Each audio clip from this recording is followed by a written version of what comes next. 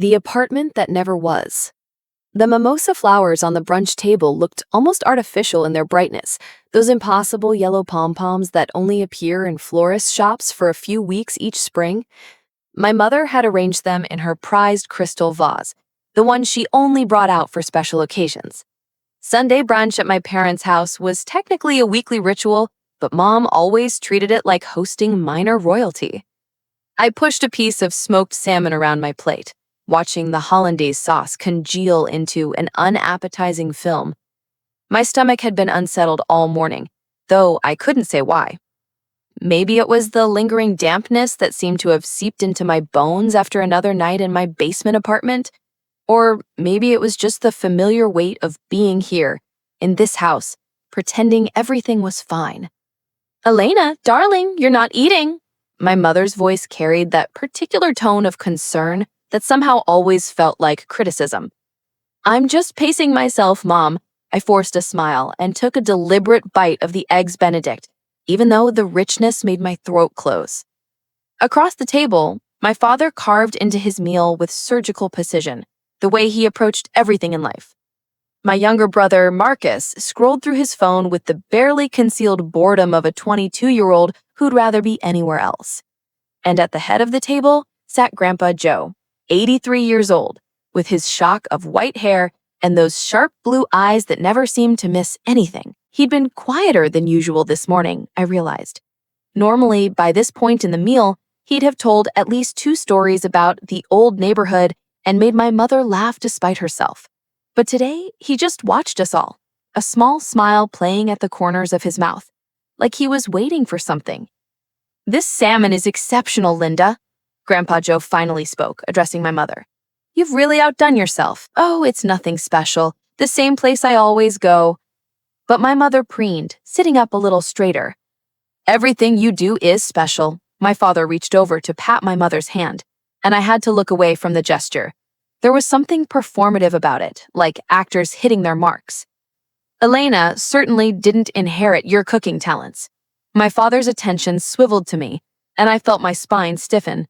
"She barely knows how to boil water, from what I understand." "I can cook fine," I said, keeping my voice level.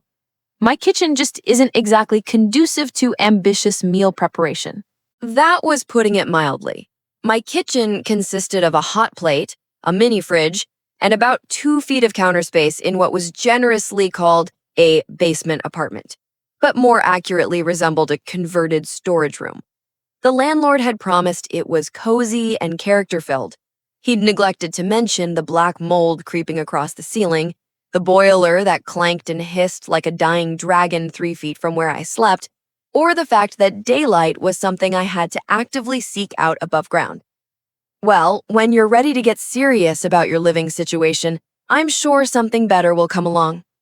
My father spoke in that measured, reasonable tone that made me feel like I was being unreasonable for my own life circumstances. "Joseph," Grandpa Joe said suddenly, his voice cutting through the comfortable fog of small talk. "I want to ask you something." My father looked up, surprised. Grandpa rarely used his full name. "Of course, Dad. What is it?" "That apartment we discussed, the one for Elena." Grandpa Joe's eyes remained fixed on my father's face. "Has she moved in yet? Is she settled?" The silence that fell over the table was so complete that I could hear the antique clock in the hallway marking seconds. Tick, tick, tick. I set down my fork, the metal clattering too loudly against the china. "I'm sorry, what apartment?" Grandpa Joe turned to me, and his expression shifted from casual inquiry to confusion. "The apartment I gave you, sweetheart. The 2-bedroom on Riverside Drive. I asked your father to handle the purchase about 8 months ago." The room tilted slightly. I gripped the edge of the table, my knuckles whitening. "Grandpa, I don't have an apartment on Riverside Drive. I live in a basement on Fulton Street. I've been there for over a year." My grandfather's face went very still. When he was younger, people used to say Joseph Novak was a man you didn't want to cross in business. He'd built a modest shipping company from nothing, survived the recession of the 80s, and retired with enough to ensure his family would be comfortable. But he'd always been gentle with me, patient in a way my father never was. Now, though, I saw the steel that must have made competitors nervous. Joseph, Grandpa Joe said, his voice very quiet, but something in it made my father flinch. Would you like to explain why Alina doesn't know about the apartment I purchased for her? My mother's hand had frozen halfway to her mouth, a piece of toast suspended in midair. Marcus had finally looked up from his phone, his eyes wide. Dad, I think there's been some confusion, my father began, but Grandpa Joe held up his hand. I transferred $70,000 to your account last October. I did this because you told me you'd found a perfect apartment for Elena, something to help her get established after finishing her design degree. You said you would handle all the paperwork, that it would be easier to have the property in your name initially for tax purposes, and then you'd transfer it to Elena once everything was settled. Grandpa Joe's voice remained unnervingly calm. So, I ask you again, where is Elena's apartment? The blood had drained from my father's face. Dad, it's more complicated than where is the apartment? There is no apartment. The words burst out of me before I could stop them, shrill and ugly in the elegant dining room. Is there, Dad? There never was an apartment. My father's jaw clenched. Elena, you don't understand the full picture. Then explain the picture to me. I stood up, my chair scraping back. Explain why I've been living in a room with black mold on the ceiling, while you apparently had $70,000 that was supposed to buy me a place to live. Explain why I've been working 2 jobs, including waitressing until midnight, so I could afford that nightmare basement. Explain why you never once mentioned that Grandpa Joe had given you money for an apartment. I invested that money. My father's voice had taken on that edge of righteous indignation he always deployed when cornered. I invested it in opportunities that would yield better returns than some apartment. I was trying to grow the money, to do something smart with it instead of just throwing it away on real estate in a fluctuating market. It wasn't your money to invest. Grandpa Joe's fist came down on the table, rattling the china. It was Elena's money. It was meant to give her a start, to give her stability. And I was going to give her something even better. The returns on those investments would have been what? I heard my voice rising, cracking. So you gambled with it? You took money that was supposed to be mine and you, played the stock market? I made sound financial decisions, my father said through gritted teeth, but I'm not going to explain complex investment strategies to someone who's never shown any aptitude for financial planning. The contempt in his voice was so familiar, it almost didn't hurt anymore. Almost. This was how it always went. Him turning things around, making me feel stupid for questioning him, making me feel like I was the problem. You told me you'd been helping her. My mother's voice was barely a whisper. All this time, when Elena would mention struggling with rent, you said you were helping her. You said, she stopped, pressing her napkin to her mouth. I gave her advice. I gave her guidance on how to manage her money better. You gave me lectures. The words came out flat, dead. You gave me lectures about responsibility and making better choices and not living beyond my means, all while you had $70,000 that was supposed to be mine. That money was in my name. Legally, I had every right to legally. Grandpa Joe's voice could have cut glass. You want to talk about legality? We can talk about legality. Dad, you're being dramatic. This is a family matter. We can discuss this privately and show me. Grandpa Joe turned to me. Elena, show me where you live. My father stood up abruptly. That's not necessary. This can all be resolved without. I want to see where my granddaughter has been living while you invested her money.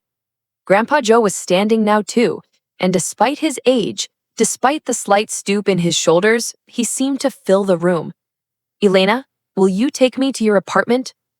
I nodded, not trusting my voice. My mother made a small sound of protest, but no one paid attention. Marcus had shrunk back in his chair, looking like he wanted to disappear entirely. "Joseph, this is ridiculous. You're not going to— You can come with us or not." Grandpa Joe was already moving toward the door. "But I'm going to see exactly what you've done." The drive to my apartment was silent.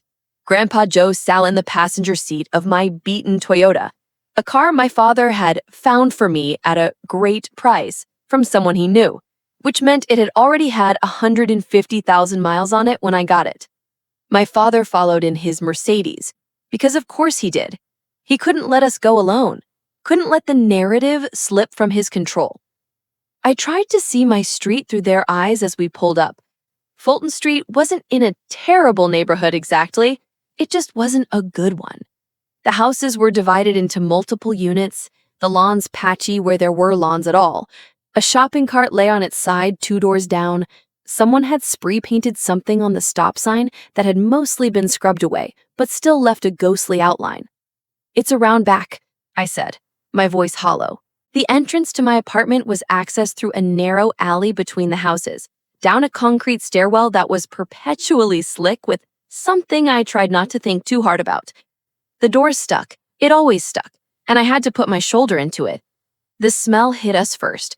That distinctive combination of mildew, heating oil, and something indefinably damp that I'd stopped noticing, but must have been obvious to anyone coming in fresh. I fumbled for the light switch, and the single bulb flickered on, casting everything in a harsh, unflattering light. My apartment was 1 room, maybe 300 square feet, with a bathroom barely big enough to turn around in, and what the landlord had called a kitchenette in the corner. The ceiling was low, crossed with exposed pipes that dripped periodically no matter how many times I'd complained to the landlord. The black mold I'd mentioned at brunch had spread since I'd last really looked at it, a dark constellation across the ceiling above my bed. And the boiler, God, the boiler. It dominated one corner of the room, a hulking metal monster that clanked and groaned throughout the night.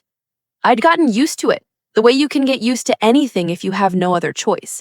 I'd pushed my bed as far away from it as possible. But in a room this size, that meant it was still only about 4 feet away. Grandpa Joe stood in the doorway, his hand gripping the frame. He didn't say anything for a long moment, just looked around slowly, taking it all in. The single window up near the ceiling that looked out onto people's feet as they walked by, the space heater I ran even though I knew it was dangerous because the boiler heat wasn't enough on the coldest nights, the portable clothing rack that served as my closet, my clothes musty no matter how much I washed them, the makeshift desk I'd created from 2 filing cabinets and a piece of wood, where I'd spent countless nights working on design projects, trying to build a portfolio that might lead to something better. $70,000, Grandpa Joe said finally. His voice was very quiet. "Elena, how much is your rent here?" $1,200 a month. It came out as barely a whisper.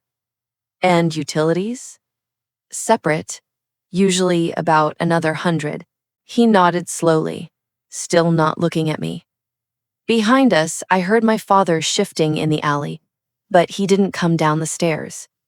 Didn't want to see it up close, I supposed. Didn't want to really confront what his choices had meant. "The mold," Grandpa Joe said.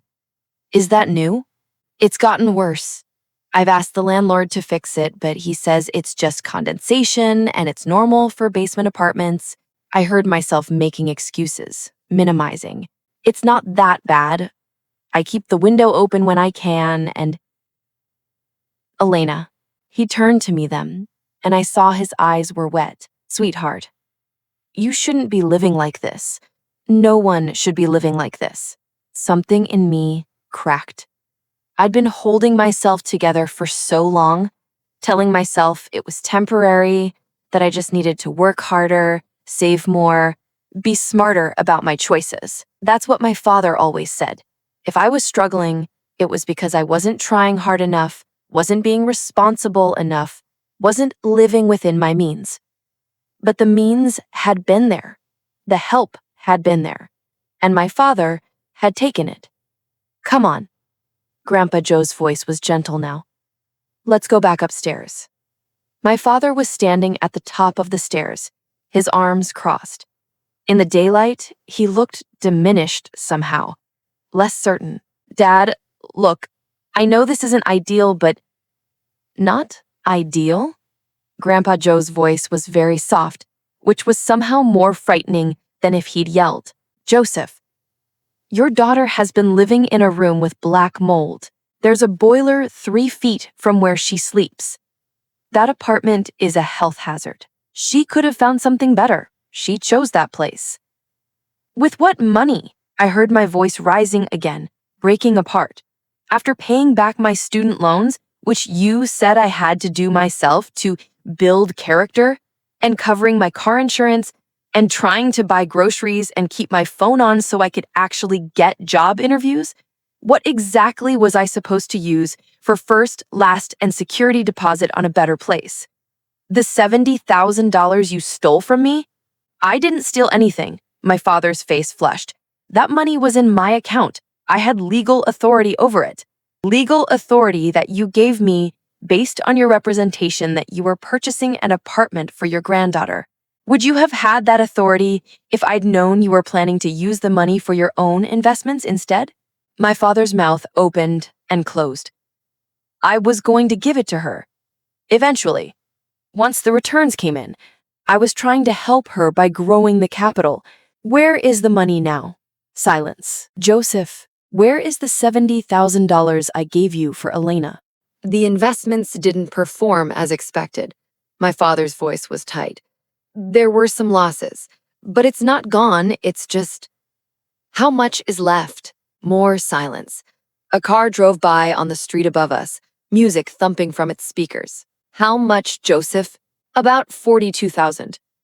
My father wouldn't meet anyone's eyes. But that's still more than enough to... You lost $28,000 of your daughter's money. The market fluctuates. If you'd just give me a little more time, I can recoup the losses. No. Grandpa Joe's voice was final. No more time. No more chances. Elena, do you have somewhere you can stay for a few days? A friend's place? I thought of my friend Sarah, who'd been offering her couch for months. Yes. Good. Pack what you need. Tomorrow morning, you and I are going to my bank. Something in my father's expression shifted then, from defensive to alarmed. Dad, let's not be hasty. We can work this out as a family. There's no need to involve... I'm going to revoke your financial power of attorney. Grandpa Joe continued, as if my father hadn't spoken. And then we're going to have a conversation with my lawyer about what options Elena has. Options?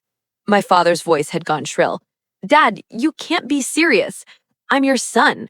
We can resolve this internally. You're talking about this like I committed some kind of crime. What would you call it? Grandpa Joe asked simply. You took money that was meant for your daughter. You lied to me about what you were doing with it. You let her live in a health hazard while you played investor with her future. What would you call that? I was trying to help her.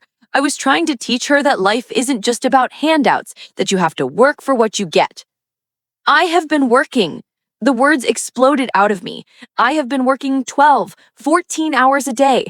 I waitress 4 nights a week, and I freelance on the weekends, and I'm trying to build a design portfolio, and I'm doing all of this while living in a room that's making me sick. My voice cracked, and the whole time, you've been telling me it's my fault, that I'm not trying hard enough, that I'm not being responsible. While you had my money. You had the money that was supposed to help me, and you took it, and you lost it, and you lied about it. I didn't lie. What do you call it then? What do you call telling Grandpa Joe you bought me an apartment when you didn't? What do you call never mentioning any of this to me while I struggled and you lectured me about financial responsibility? My father's face had gone from red to pale. I don't have to justify my decisions to you. I'm your father. I was doing what I thought was best. Best for who? Grandpa Joe's voice cut through. Joseph, I'm 83 years old. I'm not going to live forever. I wanted to know before I die that Elena was taken care of, that she had a foundation to build on. That was the entire point of the money. And she will be taken care of. I just need more time to... No. Grandpa Joe turned his back on my father and looked at me. Elena, Pack your things. I'll help you carry them to your car. Dad, you're being unreasonable. The only unreasonable thing, Grandpa Joe said, still not looking at him, is that I trusted you, that I believed you when you said you would take care of your daughter, that I didn't verify what you were doing with the money I gave you. It took me less than an hour to pack up my life. I didn't own much that couldn't fit in garbage bags and boxes. Grandpa Joe helped me carry everything up the stairs, moving slowly but with determination. My father stood in the alley, watching, his expression cycling between anger and something that might have been shame. When everything was loaded in my car, Grandpa Joe pulled out his wallet and handed me $500 in cash. For the next few days, whatever you need. Grandpa, I can't. Yes, you can. And you will. This is not charity, Elena. This is me trying to undo a fraction of the damage that's been done. I hugged him then, breathing in his familiar smell of Old Spice and peppermint. He held me for a long moment, his hand patting my back. I'm sorry. I'm so sorry, sweetheart. I should have checked. I should have made sure. It's not your fault. No, he agreed. But I'm going to make it right, or as right as I can. The next morning, I met Grandpa Joe at his bank. He brought his lawyer, a sharp-eyed woman in her 60s named Miriam Chen, who'd handled his business affairs for decades. We sat in a private office while Grandpa Joe signed paperwork revoking my father's power of attorney over his finances. Now, Miriam said, turning to me, let's talk about your options regarding the money your grandfather gave your father for your benefit. Can we even do anything? I asked. Dad said the money was in his name, that he had legal authority over it. Your grandfather gave your father money for a specific stated purpose, to purchase an apartment for you. Your father instead used that money for his own investments, without your knowledge or consent. At minimum, this is breach of trust. Depending on how the original transfer was documented, it could be considered fraudulent misrepresentation or breach of fiduciary duty. Miriam pulled out a folder of documents, bank transfers, email correspondence between my father and grandfather, text messages. Grandpa Joe had been thorough. Your father made several specific representations to your grandfather about purchasing an apartment on Riverside Drive. He provided updates on the paperwork and the closing process. All of these were false. He never purchased any apartment. Instead, the money was deposited into an investment account in his sole name. She slid a printed bank statement across the desk. I stared at the numbers. There it was, a deposit of $70,000 into my father's account last October, followed by a series of transfers to various investment vehicles. Some had grown, many had not. The current balance of the investment account was $41,732. We have several options, Miriam continued. The simplest, though not necessarily the most satisfying, would be for your father to voluntarily return the remaining funds plus compensation for the loss. The more aggressive option would be to pursue a civil lawsuit for breach of trust and fraudulent misrepresentation. Would we win? I asked.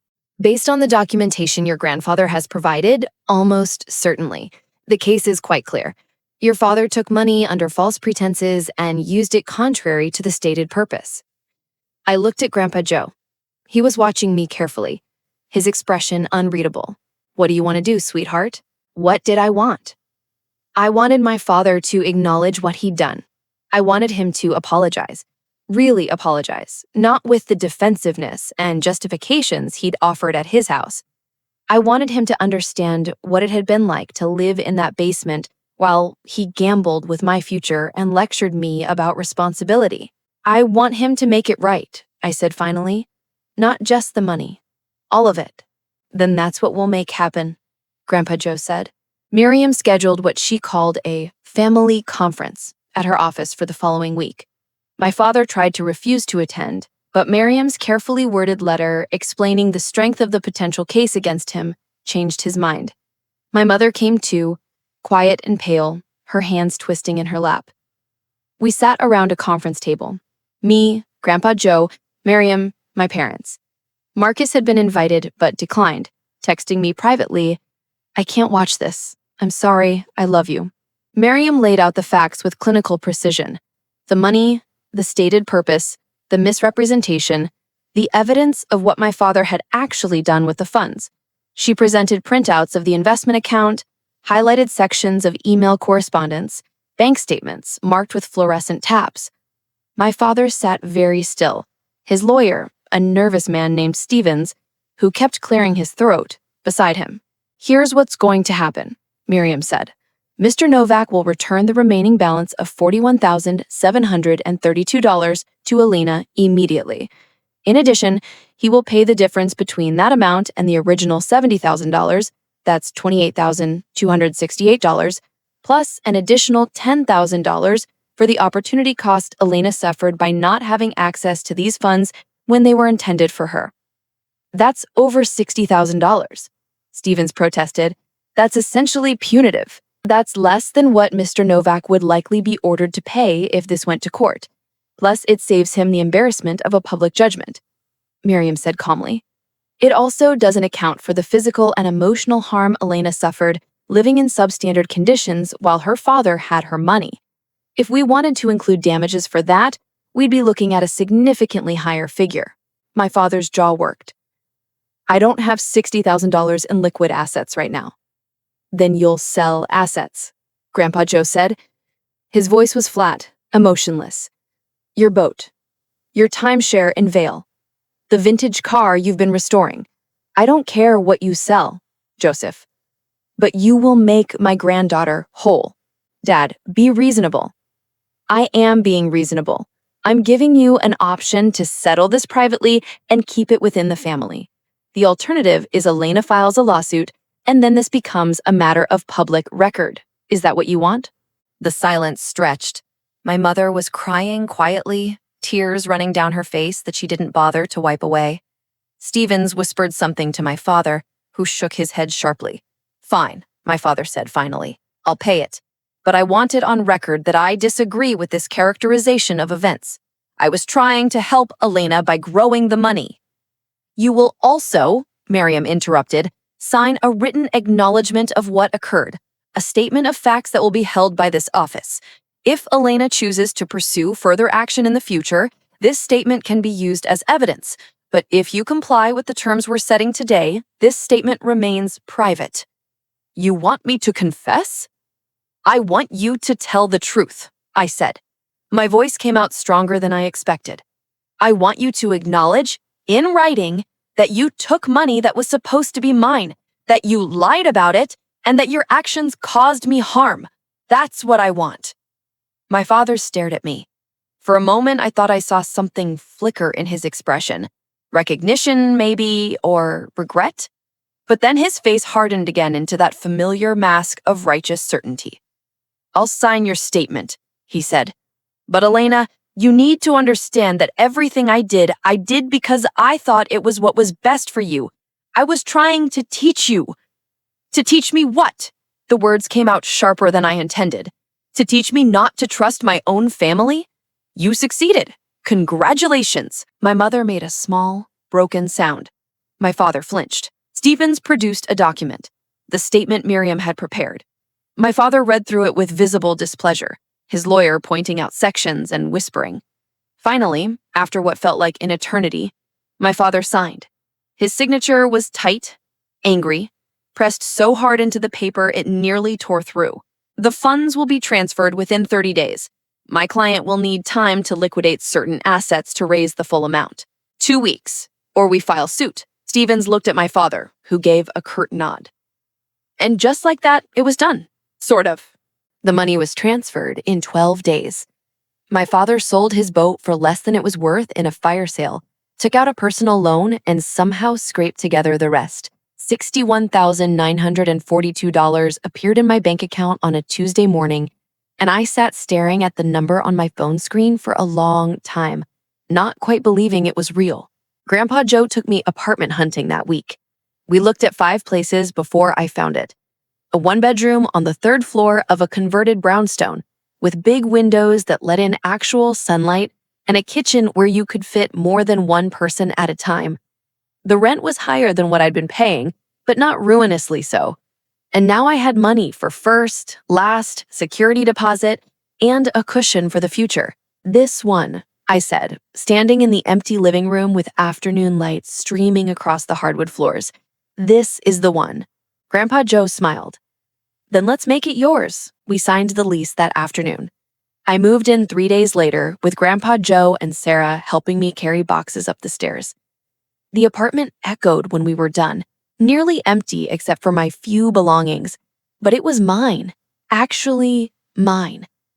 That night, I slept in a room with no mold, no clanking boiler, no smell of dampness.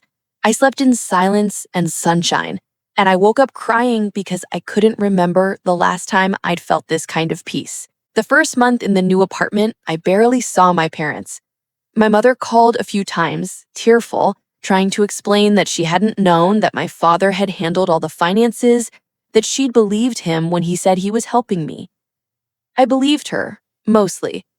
She'd always been willing to look away from things that were uncomfortable, to take the path of least resistance. My father didn't call at all.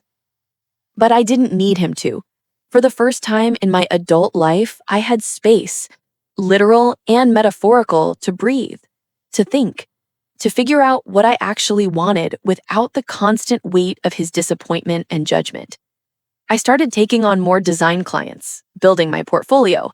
Without the crushing pressure of working multiple jobs just to keep my head above water, I could be selective, could focus on projects that actually excited me. I redesigned Sarah's living room pro bono just for the joy of it. I entered a competition for young designers and placed third, which led to an interview at a small architectural firm downtown. They hired me. Junior designer, modest salary, but it was in my field, using my degree, doing work I actually loved. "I'm proud of you," Grandpa Joe said when I told him. We were having coffee in my new apartment, sitting at the small table I'd bought secondhand and refinished myself. "Your grandmother would be proud of you too." I smiled, tears prickling my eyes. "I couldn't have done it without you. You did this yourself, sweetheart. I just removed some obstacles that shouldn't have been there in the first place." 6 months after moving into my new place, I invited Grandpa Joe over for brunch. I spent 2 days preparing, wanting it to be perfect. Fresh flowers, mimosas like my mother always bought, a real tablecloth, smoked salmon and egg Benedict, and all the things that had been on the table that Sunday when everything broke open. We ate in comfortable silence for a while, morning light pouring through my windows. Then Grandpa Joe sat down his fork and looked at me seriously. "Your father wants to talk to you." I'd been expecting this. "And say what?" "I don't know, but he's asked me to facilitate a conversation, said he has things he needs to say." Grandpa Joe paused. "I told him I'd ask you, but that the decision was entirely yours. You don't know him anything, Elena. Not your time, not your forgiveness, not anything." I thought about it, about my father's rigid face across the conference table, signing the statement with barely concealed resentment, about all the years of being told I wasn't good enough, responsible enough, trying hard enough, about the $70,000 and the lie that came with it. "Not yet," I said finally. "Maybe someday, but not yet." Grandpa Joe nodded. "That's fair. Do you think he actually feels bad, or is he just embarrassed that he got caught?" "I honestly don't know," Grandpa Joe admitted. "I'd like to think my son has more character than that, but I've been wrong before." He reached across the table and squeezed my hand. "The important thing is that you're here, that you're okay, that you have a foundation now to build whatever life you want." I keep thinking about the girl in the basement, how close I came to just accepting that as normal, as what I deserved. "But you didn't." Grandpa Joe's voice was firm. "When I told you about the apartment, you didn't try to smooth it over or make excuses for him. You spoke up. You demanded the truth. That took courage." "I was terrified,"